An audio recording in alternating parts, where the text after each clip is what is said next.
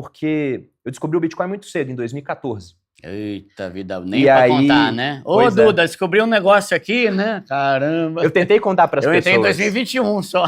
Eu tentei contar porque eu tinha um blog que a Malu criou pra mim, inclusive, pra falar de investimento. Ela criou no final de 2013.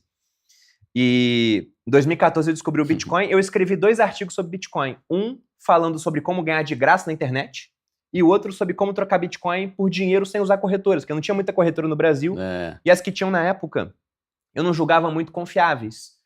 E no meu blog eu tinha, sei lá, 100 artigos. Esses 2 foram responsáveis ao longo do tempo por 90% dos acessos. Tá. Só que esse artigo onde eu ensinava a ganhar de graça na internet, como é que funcionava? Porque não tem almoço grátis, né? Como é que vão te dar Bitcoin de graça? Bom, o que acontecia é que você ia em sites, que os sites eram cheios de anúncios de patrocinadores, e aí você preenchia um daqueles reCAPTCHAs para provar que era um ser humano. Ah, sei. Isso é interessante, né? A gente está na era da IA, pô, como é que você prova que alguém é humano? É através de sentimentos, é o teste de Turing? Não, é um reCAPTCHA. Aí você prova que alguém é humano. E aí quando o cara preenchia aquilo, ele ganhava uma recompensa em Bitcoin. Mais ou menos aí no começo, uns 1.200 satoshis, né? Satoshi é como se fosse, entre aspas, o centavo do Bitcoin. Quanto que isso valia? Nem um centavo de real na época. Só que todo mundo que entrava no site, o site, quando dava uma recompensa para a pessoa, me dava uma recompensa também, porque eu tinha levado a pessoa até lá. Até porque minha recompensa era muito baixinha, era menos de um centavo. Só que o Bitcoin, que não valia nada, começou a subir exponencialmente de preço. E no final, eu tinha juntado uns 9 Bitcoins dessa forma. Caramba! 9 Bitcoins pelo preço de hoje, daria mais ou menos uns 5 milhões e 500 mil reais, né? Caramba, que Então, se eu não tivesse ido para a internet, eu possivelmente estaria muito bem de vida, só seria anônimo. Sim, não tão bem quanto eu estou hoje, né? Mas estaria remediado, no mínimo, né? Sim, da hora. Caramba, ó, então eu anotei aqui, ó. Você falou, né? Da economia, vocês eram um casal econômico. 2, muito. Vocês viviam um nível abaixo. Sim. Não é porque o salário aumentou que eu vou começar a comprar coisa mais cara. E um importantíssimo que você falou é, não adianta você viver um nível abaixo se não for para você investir o que você não está gastando. Né? Porque tem gente que está vivendo um nível abaixo, mas também não gasta, não faz nada, não multiplica aquela diferença, né? Deixa embaixo do colchão e a inflação come tudo. Né? Sim, e o saber onde você quer chegar. Né? Principalmente enquanto casal, isso é muito importante também, né? Aí, mano, deixa eu fazer uma pergunta mais polêmica aqui, que eu ia perguntar pro Thiago Nigro, mas eu esqueci. E é até uma pergunta, porque assim, o meu público é o público mais pobre, e não sei se necessariamente, mas o público de vocês talvez seja um que tem uma grana maior. Não sei se é mesmo, mas dá essa impressão. Pelos dados que a gente tem, é um público classe média. A maior parte do público, né? Tem de tudo, né? Mas a maior parte é classe média. O que eu quero que você fale, assim, a sua opinião, porque o povo fica querendo que eu faça polêmica. Você viu que o primo rico comprou casa? Ele sempre falou que era pra alugar. Eu falei, caramba, mano. Eu até postei, cara, o problema não é o primo rico comprar uma casa de 40 mil. O problema é você, 40 milhões. O problema é você continuar vivendo de aluguel.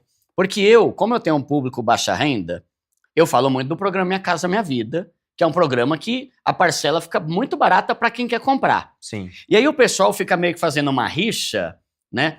De, tipo assim, vocês são o público para rico, fica falando para comprar, para alugar. Só que, na verdade, vocês têm casa própria. O que você tem para falar sobre isso? O que é ideal? O que você acha? Para qual público é melhor viver de aluguel ou comprar? Como que foi na tua vida? Sim. Fala aí. Porque não é para causar briga, é porque tem que esclarecer. Você é inteligente e não vai falar uma asneira. Então, tudo que você fala tem que fazer um sentido, né?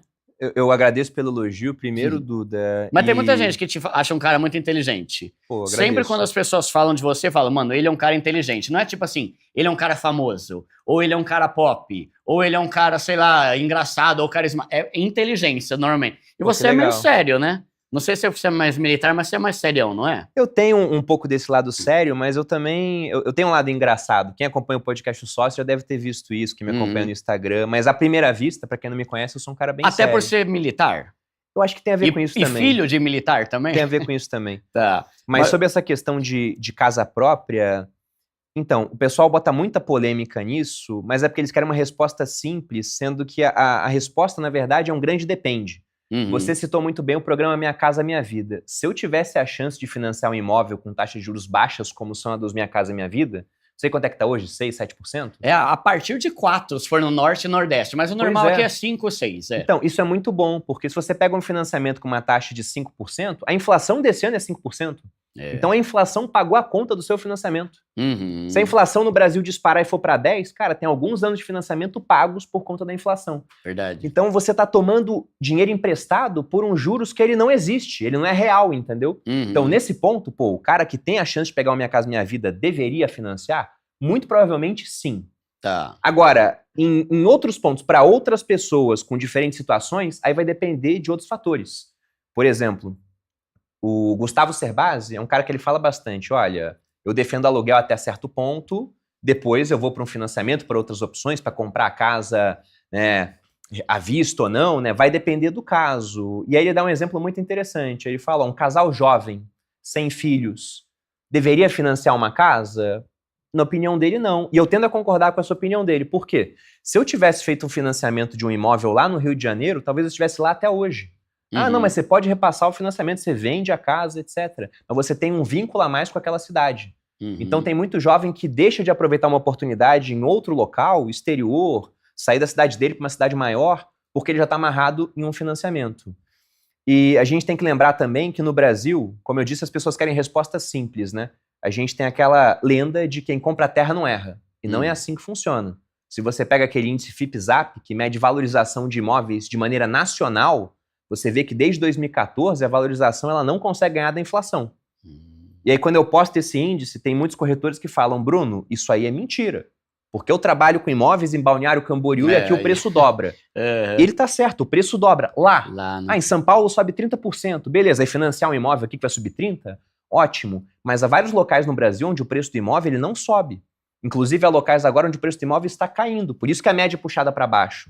Vou te dar um exemplo do que infelizmente aconteceu com o pessoal das cidades do sul, que em 2 anos alagaram 3 vezes. Nossa. E quando eu falo alagar, é água passar do teto do estúdio que a gente tá agora. Aí esse cara fala, eu não quero mais morar aqui. Só que não é só ele que pensa isso, é ele e os vizinhos todos. Aí todo mundo quer vender o imóvel, mas ninguém quer comprar, o preço do metro quadrado vai lá para baixo. Então, eu não tenho nada contra a aquisição do imóvel. Financiamento pode ser um bom negócio, dependendo das condições, principalmente da taxa de juros e do uso alternativo do dinheiro. Agora, o ponto é que eu não acho sábio que o imóvel seja o único patrimônio que uma pessoa terá na vida. Eu sei que isso não é uma possibilidade, principalmente para o pessoal mais pobre. Agora, para o cara de classe média, ele já passa a ter outras possibilidades, porque no final, a gente está jogando um jogo de alocação de ativos aqui. A vida é isso, né? Você tem ativos escassos, tem que alocar eles da melhor forma possível para que eles cresçam mais. Então você tem que pensar sempre, qual o melhor investimento que eu posso fazer com o meu dinheiro escasso? É comprar um imóvel, que eu não sei o quanto vai valorizar, ou investir nesses outros ativos que eu também não sei o quanto vai valorizar? Só que você tem que ver os motivos estruturais por trás. Poxa, eu posso botar uma grana aqui em Bitcoin, será que vai valorizar mais do que o imóvel ao longo do tempo? Se a gente pega o passado, foi o que aconteceu. Então, a resposta é um depende por causa de N fatores.